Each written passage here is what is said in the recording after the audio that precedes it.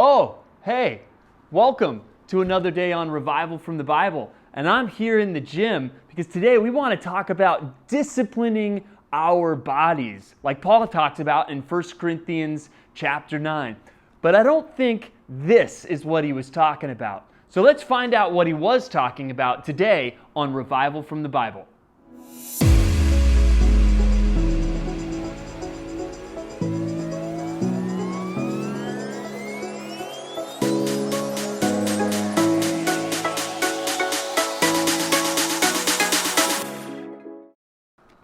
So today I want us to focus on 1 Corinthians chapter 9.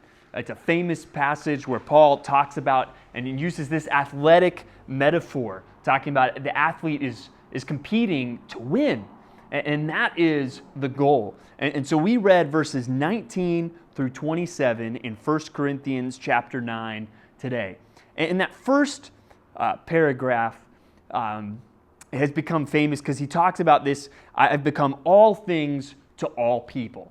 And just one comment I want to make on that is, some of the things that get said here start to get used to justify really a lot of foolishness for Christians. The point of that paragraph is not like, hey, let's just try to be like the world. A lot of Christians take that, they're like, hey, I want to reach out to the world, and they end up falling in. And that's not what it's talking about. In fact, most of these, and we look at the context of what he was talking about, he's talking about not just trying to fit in, he's talking about sacrifices that he's making to reach these people for the gospel, giving up what he is used to, what's comfortable to him, so that he can reach these people with the good news of Jesus Christ. Really, the context is he spent the beginning part of chapter 9 basically saying, hey, as an apostle, as a pastor, as a church planter, I basically have a right to earn a living doing this. But I'm willing to give that up so I can serve you. And that's the context of what he's talking about. And then he gets to the end, and let's look at these last few verses. It says, "Do you not know that in a race all the runners run, but only one receives the prize? So run that you may obtain it. Every athlete exercises self-control in all things. They do it to receive a perishable wreath, but we an imperishable. So I do not run aimlessly. I do not box as one beating the air, but I discipline my body and keep it under control, lest after preaching to others, I myself should be disqualified." So again, Paul's not talking about, hey man, I'm a gym rat and I'm getting swole and I'm getting fit or whatever he's talking about. He's talking about disciplining his body for spiritual purposes so that he might not be disqualified. And really what he's using here is an athletic metaphor. I heard a story recently about a guy named Ben Johnson at the 1988 Olympics in Seoul, South Korea, and he won the gold medal in the 100 meters, and he set a world record in the process. And they asked him, which would you rather have, the gold medal or the world record? And he said, well, that's easy. I'd rather have the gold medal because somebody can come along and beat that world record and take it away from me, but no one can take this gold medal away from me. Well, a couple days later, Ben Johnson tested positive for performance-enhancing drugs, and guess what happened?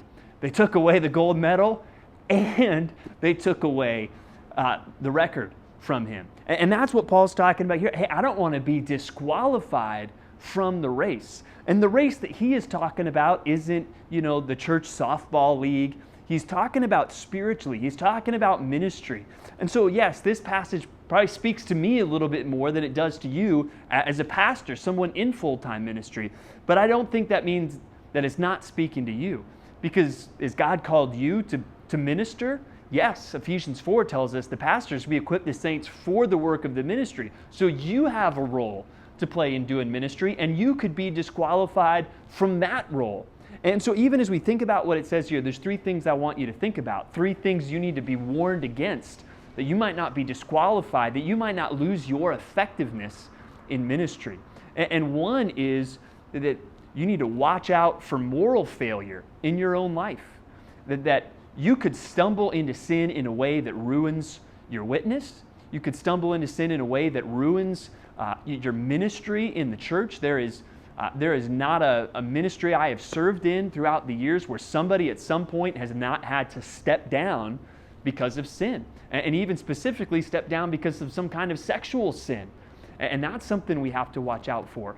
Or something with our finances, or something with how we're treating people. We have to watch out for moral failure. We also have to watch out for doctrinal error. That if we stop paying attention to what the Word says, we can lose our effectiveness, because we can start believing things, we can start teaching things that aren't true biblically. And that's something that guess what? It's going to take work. It's going to take us getting in the spiritual gym, not pumping iron, but reading the Word, studying the Word, doing your best to show that you are a worker approved to God who can rightly handle the Word of truth. And again, that's another verse that's especially true for pastors, but I'd say it's true for every Christian. So we got to watch out for moral failure, we got to watch out for doctrinal failure, and I'd also say we just got to watch out for laziness. And that's something that comes across here. Paul is not lazy. He is working hard. He wants to win. And that's something, yesterday we talked about being like Mike and maybe some ways you don't want to be like Mike. Well, you look at some of these top athletes, that's a way we want to be like them. Is some of these people get to where they are because they work harder than anybody. And we want to invest in our character, in our godliness, invest in ministry, and we don't want to just get lazy and just coast. Right? How many stories there are athletes that had this phenomenal natural talent, but it never amounted to anything because they didn't have a work ethic.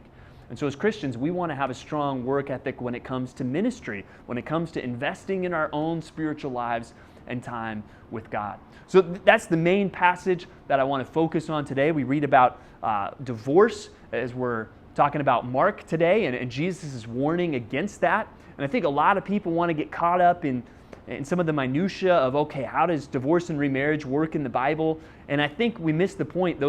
Point of those passages that Jesus is saying is, hey, don't get divorced. It's not all about, well, this is all how remarriage works. No, he's saying don't do it. Just don't get divorced. And obviously there's exceptions in the Bible to that, but God wants us to invest in our marriages. What God has joined together, it says in our reading today, let not man separate.